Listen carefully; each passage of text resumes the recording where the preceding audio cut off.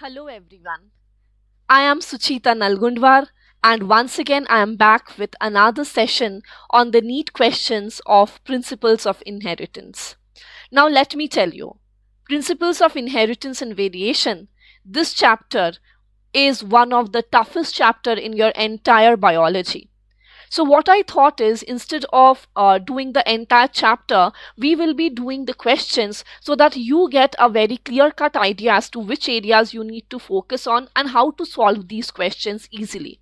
So, here not only will I be dealing with the questions, but wherever required, I'll be teaching you some shortcut techniques. So, stay tuned to our channels and continue getting some shortcut techniques and clear neat with flying colors. So, let's get started. चलिए प्रारंभ करते हैं. The first question is, how many different types of gametes will be produced by a plant having the genotype capital A, capital B, small b, capital C, capital C. तो यहाँ पे देखिए types of gametes. When you have to calculate the types of gametes, आपको एक formula है. That is 2 to the power of n, where n is the number of heterozygous condition, where n is the number of heterozygous condition. ठीक है, तो अब यहां पे देखिए capital A, capital B, small B, capital C, कितने heterozygous condition है? सिर्फ एक हेटेरोजाइगस कंडीशन है. तो यहां पे हम लोग क्या लिखेंगे? 2 to the power of 1, that is 2. तो इस टाइप ऑफ जीनोटाइप से आपको दो तरीके का गैमीट्स मिलेगा. इफ यू टेल मी कि कैसे, I will show this to you. ये देखिए, एक गैमीट बनेगा capital A, capital B, capital C, और दूसरा गैमीट बनेगा capital A, small B, capital C. और तो कुछ ऑप्शन अवेलेबल है ही नहीं, क्योंकि ए और सी क्या है? होमोजाइगस कंडीशन में है. तो ऐसे कंडीशन आए और या फिर ऐसे क्वेश्चंस आए तो आपको बैठ के गैमीट्स कैलकुलेट करने की जरूरत नहीं है. आप स्ट्रेट अवे ये फॉर्मूला यूज कर सकते हैं, 2 to the power of n, where n is the number of heterozygous condition, करके आपको क्या मिल जाएगा? द नंबर ऑफ गैमीट्स और the number of types of gametes, ये आपको इजीली मिल जाएगा. तो यहाँ पे हमारा ऑप्शन हो गया option D, that is 2 types of gametes would be produced. Let's move on to the next question. The genotype of a plant showing dominant phenotype can be determined by, for example, let us imagine कि हमारे पास एक tall pea plant है. ठीक है, तो अब ये जो tall pea plant है, इसका जीनोटाइप क्या है? ये टॉल पी प्लांट तो कैपिटल टी भी हो सकता है, या फिर ये कैपिटल टी स्मॉल टी भी हो सकता है. तो एग्जैक्ट जीनोटाइप हम लोग कैसे पता करें? इसका जीनोटाइप पता करने के लिए we have to go for test cross. जी हाँ बच्चों, हम लोगों को टेस्ट क्रॉस करना है. टेस्ट क्रॉस मतलब cross with the recessive parent. So let us imagine कि इसका जीनोटाइप है कैपिटल टी स्मॉल टी. इसको हम लोग टेस्ट क्रॉस करेंगे, मतलब the cross with the recessive parent. यहाँ से गैमीट मिलेगा कैपिटल टी और स्मॉल टी, और यहाँ पे सिर्फ एक ही टाइप का गैमीट मिलेगा, दैट इज स्मॉल टी. तो अगर आप लोग इन दोनों के बीच क्रॉस कराओगे तो आप लोग देखोगे कि the monohybrid test cross ratio, इसको हम बोलेंगे test cross, correct? The test cross ratio, genotypic ratio will be equal to the phenotypic ratio which is equal to 1:1.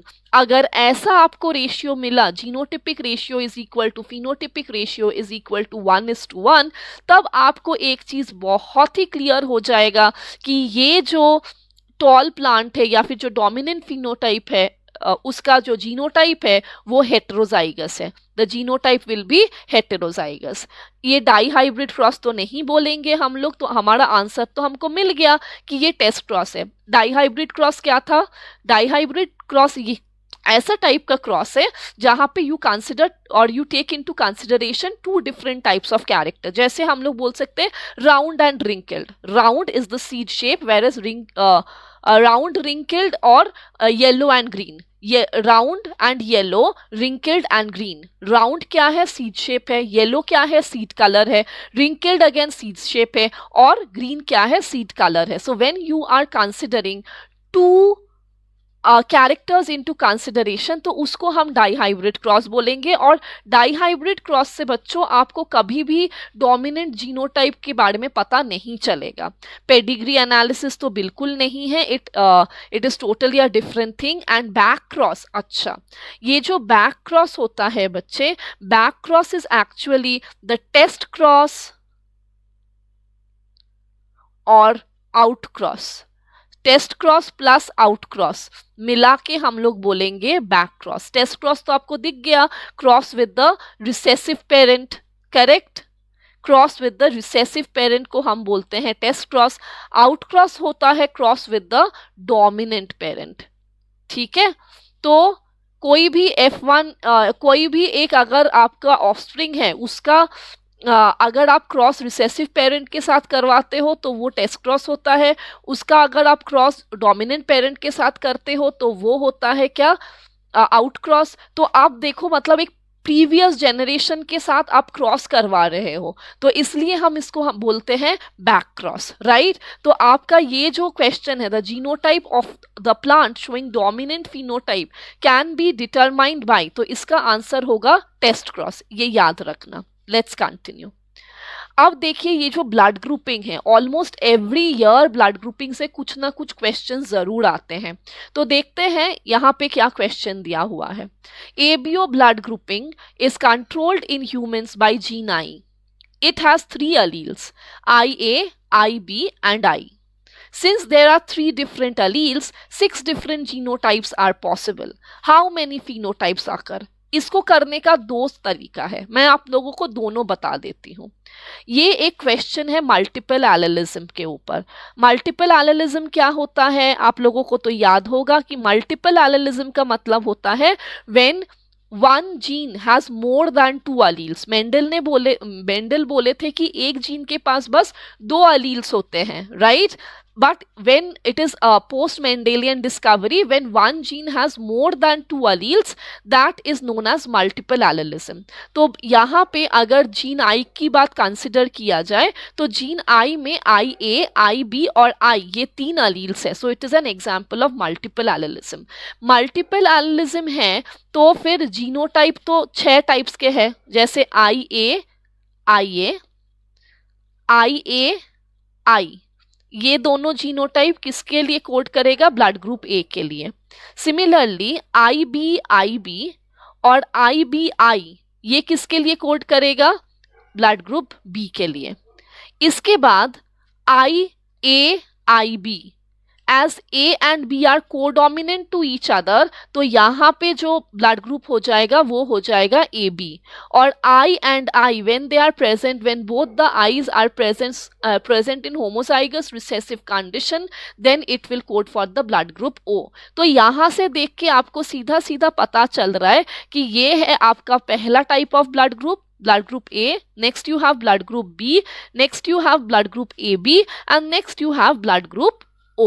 तो यहाँ से आप लोग सीधे सीधे बता सकते हो कि मैडम यहाँ पे तो 4 अलग अलग फिनोटाइप्स दिखा जाता है। तो आंसर तो हो गया 4, ठीक है, आंसर हो गया 4। लेकिन इसको एक और तरीके से भी कर सकते हैं, मैथमेटिकल वे, वो देख लो। टू इन मल्टीपल एलेलिज्म अगर आपको जीनोटाइप कैलकुलेट करने दिया, बोल दिया कि वन जीन से gene I has 3 alleles, right.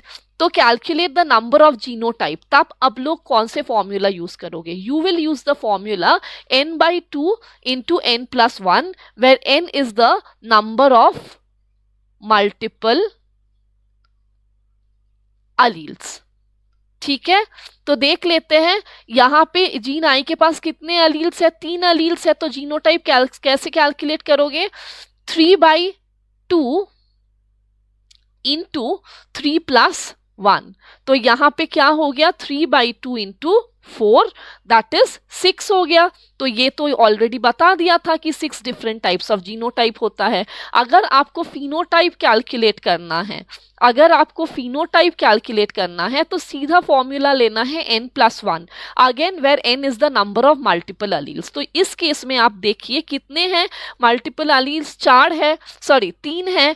तो 3 + 1 क्या हो जाएगा, 4। और यही हम लोगों को आंसर मिला था, blood group A, B A B और ओ। तो ये हो गया आपका direct mathematical formula. Mathematical formula बहुत यूजफुल है नीट में, आपको इतना टाइम या वक्त ज़ाया नहीं करना पड़ता है। जो भी क्वेश्चन दिया जाएगा आप फटाफट उसको फॉर्मूला में डाल दीजिएगा और इसको सॉल्व कर लीजिएगा। ये जो मैंने दो फॉर्मूला बोली, जीनोटाइप का n/2 इंटू n+1 और फिनोटाइप का n+1, हमेशा याद रखना ये स्पेसिफिक फॉर्मूला है ओनली फॉर मल्टीपल एलिलिज्म।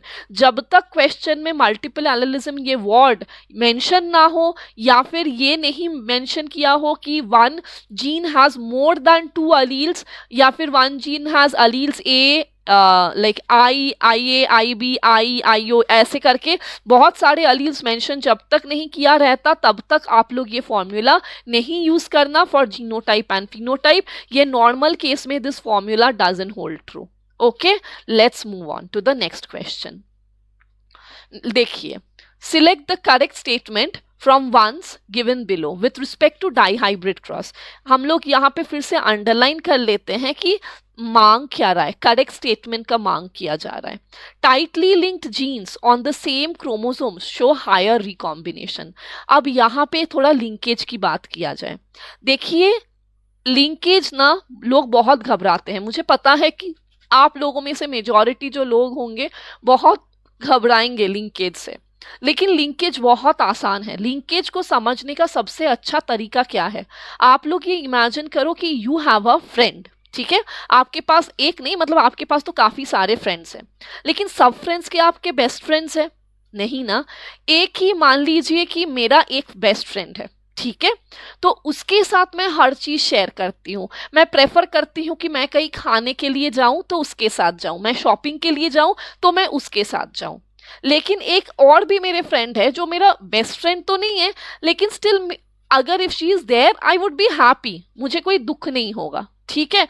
तो मैं उसके साथ भी अगर पॉसिबल हो तो मैं हर जगह एक साथ जाना चाहूंगी, राइट। तो लिंकेज है क्लोजनेस के ऊपर। Whom am I more close to? मेरा बेस्ट फ्रेंड के साथ मैं सबसे ज्यादा क्लोज हूं and I don't want to separate from my best friend. I want to be like getting, I want to do everything with my best friend. जहां जाना चाहती हूँ, जो खाना चाहती हूँ, जो भी करना चाहती हूँ, मैं हमेशा कोशिश करती हूँ कि मेरे बेस्ट फ्रेंड के साथ करूं, राइट। इसका मतलब जो लोग जितने ज्यादा क्लोज है उनको सेपरेट करना उतना ज्यादा डिफिकल्ट है। समझ में आया? जो लोग जितने ज्यादा क्लोज है, जिन दो व्यक्तियों के बीच में क्लोजनेस बहुत ज्यादा है बच्चों, उनको आप सेपरेट नहीं कर सकते। उनको सेपरेट करने के लिए बहुत ज्यादा मेहनत की जरूरत पड़ती है। ऑन द अदर हैंड, आपके जो एक ऐसे एवी दोस्त है उससे आप सेपरेट करने में, आप मान लो आपके पेरेंट्स बोल रहे हैं कि चलो हम लोग तो अभी कोलकाता में हैं तो हम लोग शिफ्ट करेंगे बैंगलोर, तो आपको आपके उस दोस्त के लिए ज्यादा दुख नहीं होगा जितना दुख आपको अपने बेस्ट फ्रेंड्स के लिए होगा, करेक्ट। और अगर मान लीजिए बैंगलोर में आपका बेस्ट फ्रेंड भी रहता है, आप तो 1 मिनट में बोलोगे हाँ मम्मी चलो चलो शिफ्ट कर जाते हैं, वहां पे तो मेरा बेस्ट फ्रेंड रहता है। So you try to understand something, more closer the two people are, more stronger their bond and it is more difficult for them to separate from each other. Same way में linkage क्या बोलता है कि एक chromosome में अगर दो jeans है, दो जीन्स या दो से अधिक जीन्स है, ठीक है, 2 और मोर जीन्स, तो इसमें क्या होगा, the distance between the genes determines its ability of crossing over। मतलब क्या है, दो जीन जितने पास पास होंगे on a chromosome, more close the 2 genes are on a chromosome, more difficult is it for crossing over to take place. और crossing over के वजह से बच्चों क्या होता है, क्रॉसिंग ओवर के वजह से बच्चों रिकॉम्बिनेंट्स का फॉर्मेशन होता है। बिकॉज ऑफ क्रॉसिंग ओवर आप लोगों को क्या मिलता है, रिकॉम्बिनेंट्स मिलते हैं। तो अगर क्रॉसिंग ओवर नहीं हो पाता है तो फिर क्या होगा, रिकॉम्बिनेंट का फॉर्मेशन नहीं होगा और आपको जो ऑफस्प्रिंग्स मिलेंगे वो 100% पेरेंटल ऑफस्प्रिंग्स होगा, राइट। तो ये चीज समझ लीजिए। Lesser the distance between the jeans,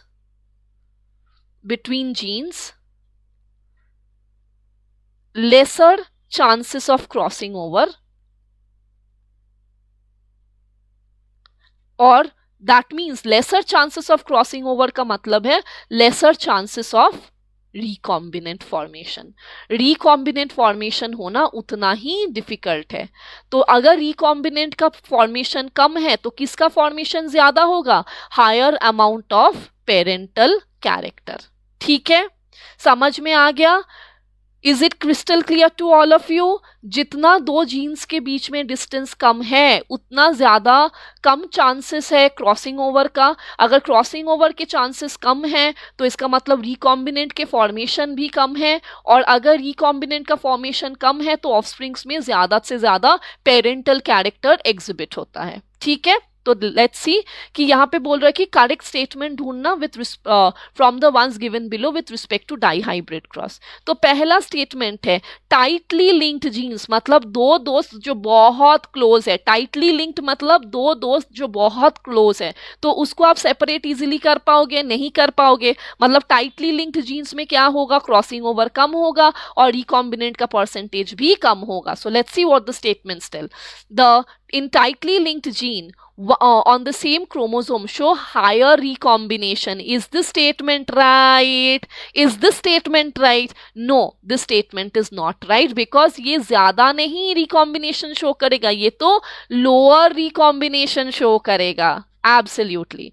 Next, genes far apart on the chromosomes show very few recombination. Genes far apart on the chromosome, जो जीन्स बहुत दूर दूर, आपकी बहुत एक दूर की कोई फ्रेंड, हाँ कभी स्कूल में एक साथ पढ़ते थे, वो बोलते हैं ना एक्वेंटेंस। ठीक है, genes far apart on the chromosome show very few recombination, ये तो बिल्कुल गलत बात हो गई। अगर आप बहुत उतना ज्यादा क्लोज नहीं हो तो आपको सेपरेट करने में ज्यादा ताकत नहीं लगेगा। मतलब if the genes are far apart तो उसमें क्रॉसिंग ओवर इजीली हो जाएगा। अगर क्रॉसिंग ओवर इजीली हो जाएगा तो फिर रिकॉम्बिनेंट फॉर्मेशन भी easily हो जाएगा। That means show very high number of recombinants, very high recombination, few तो बिल्कुल नहीं होगा।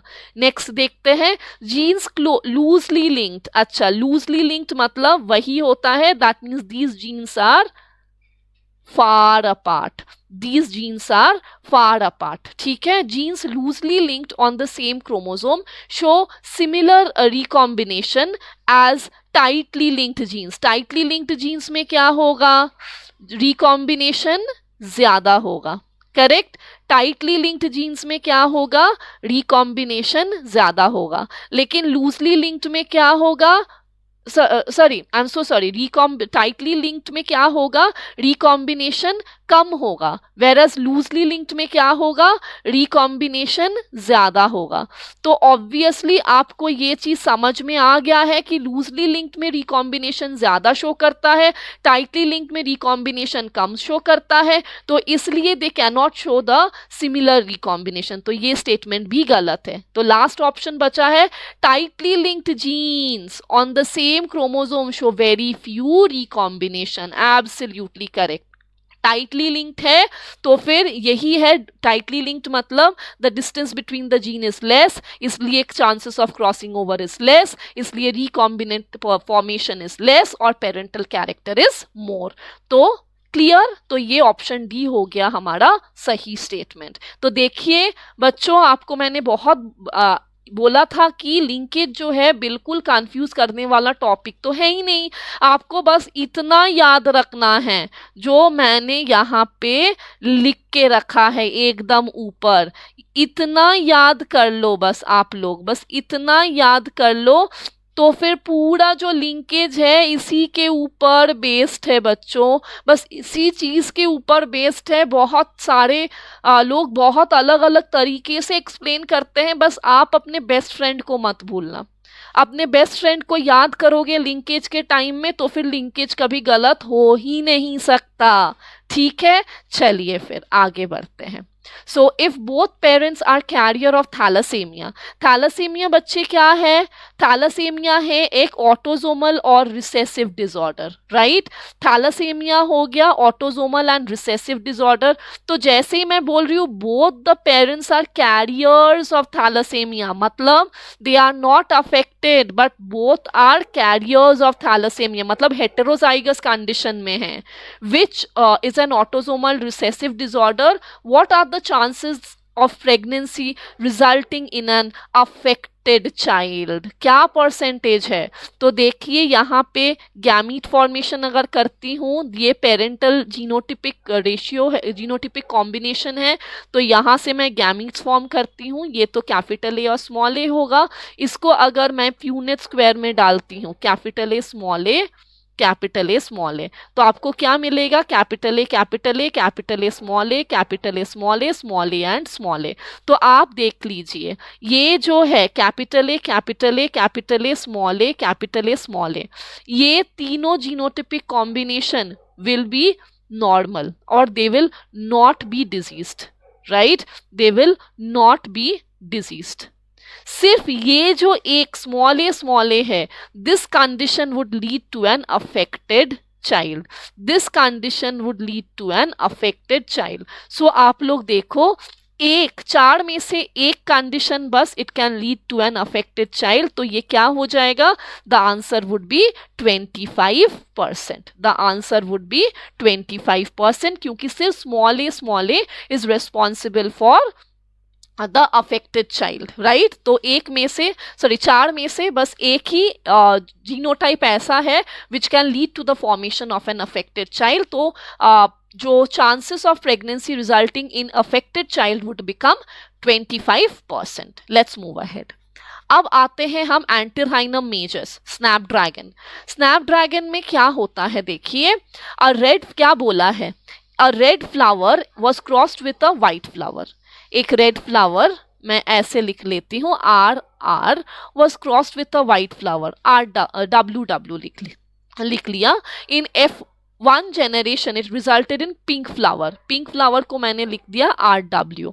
आपको अगर पता है एंटीरहाइनम मेजर्स जो है ये क्या शो करता है, ये शो करता है इनकम्प्लीट डोमिनेंस, इनकम्प्लीट डोमिनेंस। आप लोगों को याद है इनकम्प्लीट डोमिनेंस का मतलब, इनकम्प्लीट डोमिनेंस का मतलब है F1 generation resembles neither of the parents, resembles neither of the parent, है कि नहीं। आप लोगों को क्लियर तो यहाँ पे समझ में आ रहा है, पेरेंट में क्या था, रेड था और वाइट पेरेंट था, लेकिन F1 जनरेशन में क्या कलर हो गया, पिंक हो गया। तो पिंक क्या है, it is resembling neither of the parents, एक इंटरमीडिएट कलर हो गया, right. When the pink colour was selfed, अब बोल रहा है कि ये पिंक कलर को आप लो और इसको सेल्फिंग करवाओ, RW क्रॉस RW, ठीक है। The F2 generation shows white, red and pink flowers. Choose the incorrect statement, आपको यहां से इनकरेक्ट स्टेटमेंट बोला है चुनने के लिए। तो यहाँ पे गैमीट्स तो ये हो जाएगा RW और यहाँ पे हो जाएगा RW, तो यहाँ पे क्या आएगा RR, RW, RW, R और यहाँ पे हो जाएगा WW। तो रेशियो क्या हो जाएगा, 1 रेड, 2 पिंक और 1 वाइट, ठीक है। तो हम आगे बढ़ते हैं, देखते हैं क्या है।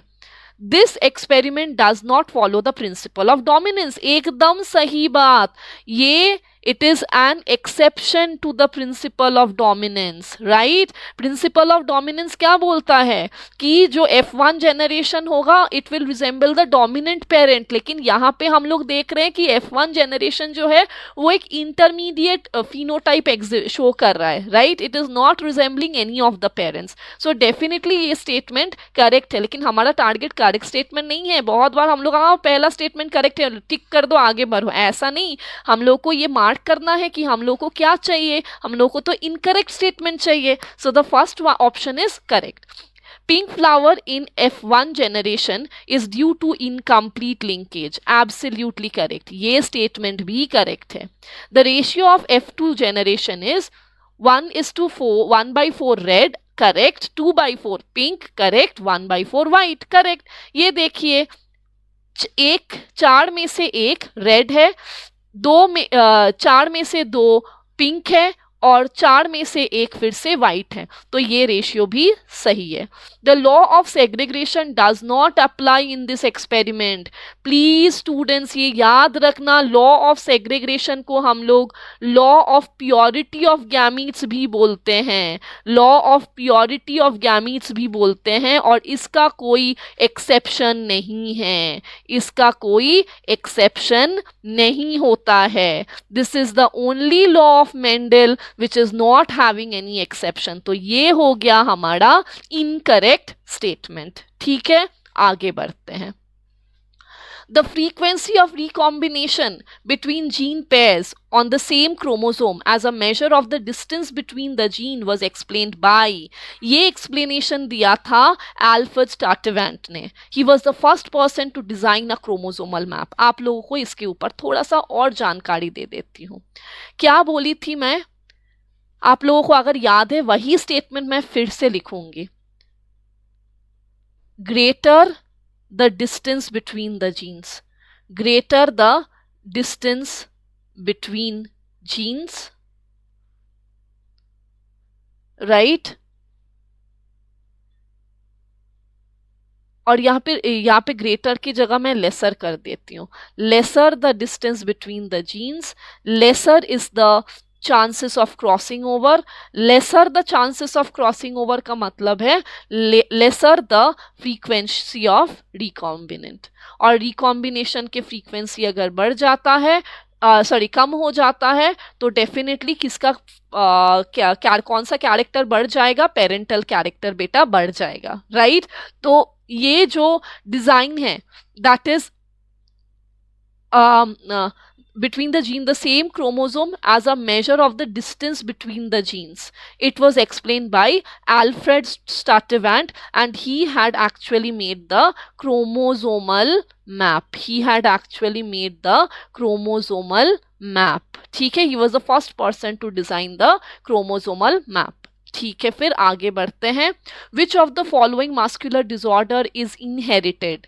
बेटा माइस्थेनिया ग्रेविस जो है इट इज नॉट, ये एक नर्वस डिसऑर्डर है जो generally it is related to one old age, और यहाँ पे सिर्फ एक जीन इन्वॉल्व है ऐसा भी हम लोग नहीं बोल सकते हैं. So it's not myasthenia gravis. Botulism और टेटनी ये दोनों ही it is caused by some infection of micro organism, तो these two are also not inherited.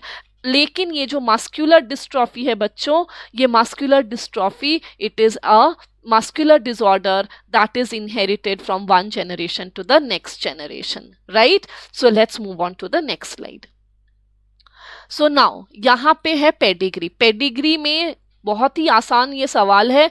Which of the following symbol and its representation used in human pedigree analysis is correct. Correct option बोला है. ये देखिए, एक box is representing what? Male, और circle is representing what? Female. तो male और female के बीच में 2 लाइन है. दिस 1 लाइन इंडिकेट्स मेटिंग, लेकिन 2 line indicates mating between relatives. तो बेटा ये बहुत ही आसान सवाल है, पहला ऑप्शन ही हमारा करेक्ट ऑप्शन हो गया. ये जो बॉक्स है, बॉक्स इज फॉर मेल, लेकिन ऑप्शन में क्या लिखा है? Unaffected female. This should have been unaffected mail.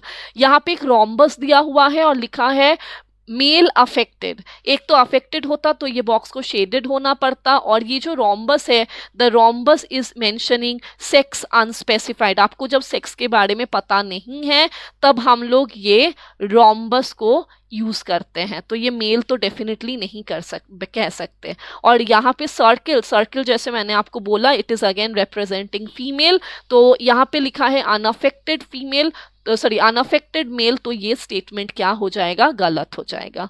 Let's move on. फिर से देखिए एबीओ ब्लड ग्रुपिंग के ऊपर ही सवाल है। जैसे कि मैं ये क्वेश्चन रिपीट इसलिए की हूँ ताकि आप लोगों को ये बात पता चले कि कितना कितना ज़्यादा इम्पॉर्टेंट है आप लोगों के लिए एबीओ ब्लड ग्रुपिंग। और बहुत ही आसान और सिंपल सा स्वीट सा तो सवाल है।